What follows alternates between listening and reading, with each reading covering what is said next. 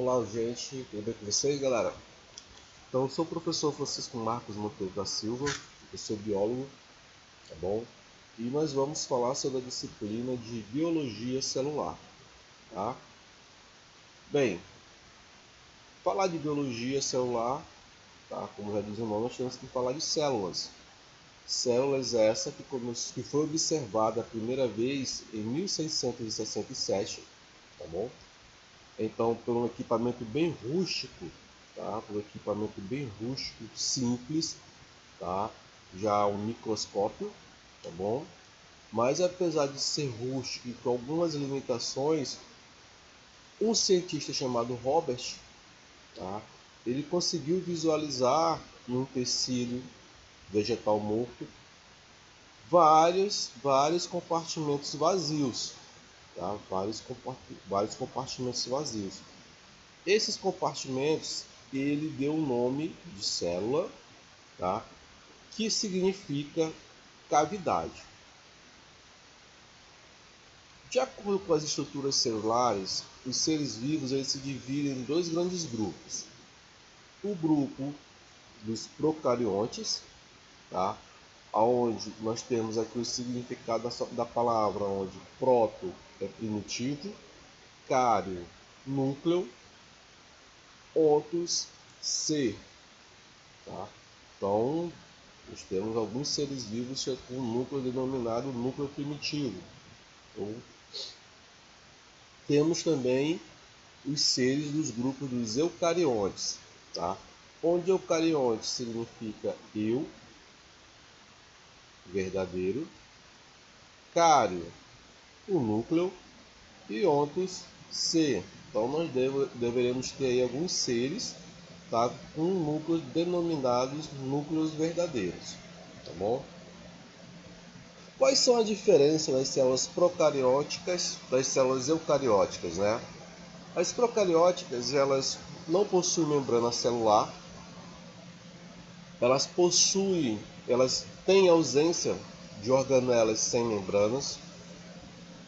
Fotossíntese e a respiração celular ocorrem nessas membranas, tá? São células mais antigas da Terra e todas as bactérias são constituídas por células procariontes.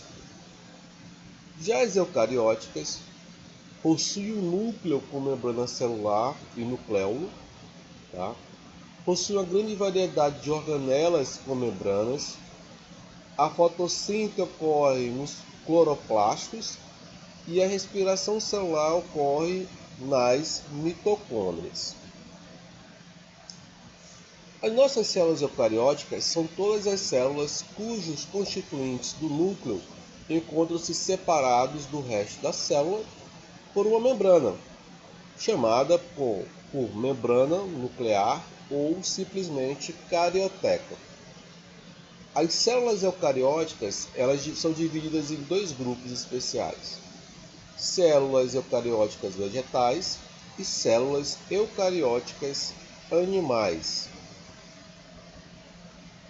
Quanto ao número de seres de célula, os seres vivos eles podem ser unicelulares, que são aqueles seres vivos formados por uma única célula, tá?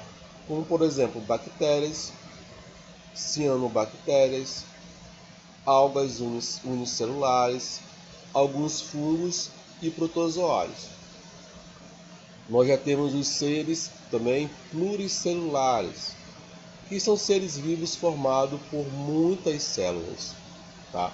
Exemplo, os animais, os vegetais, os fungos, os protozoários e as algas pluricelulares, tá?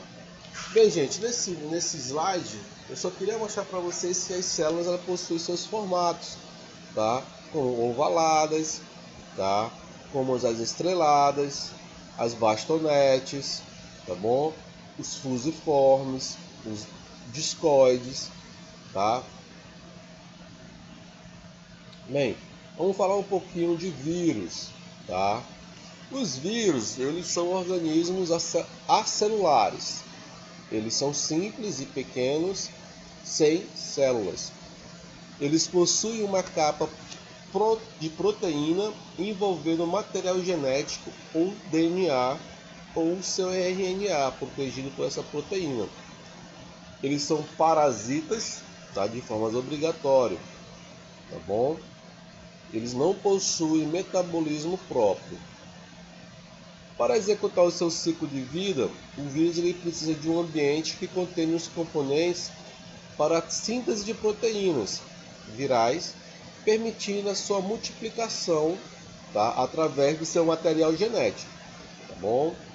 Então nós temos aqui algumas doenças, tá, que nós podemos adquirir através de contato com o vírus, tá?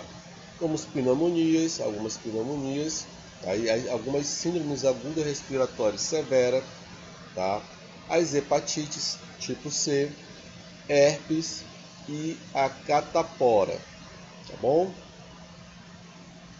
Bem, na maioria dos vírus, a própria célula hospedeira, né, por um certo processo, introduz o material genético do vírus no seu interior, tá? Então, aqui a gente pode ver o seguinte, né, que o vírus ele se fixa na bactéria, na célula, ele introduz o seu material genético nessa célula, tá? Ele se multiplica lá dentro, tá bom? Esse material genético ele se multiplica, tá? Ele assume o comando dessa bactéria, dessa célula, tá? Ele se divide, multiplicando todos os seus DNAs, seu material genético, tá bom? Ele vira novos vírus, tá bom?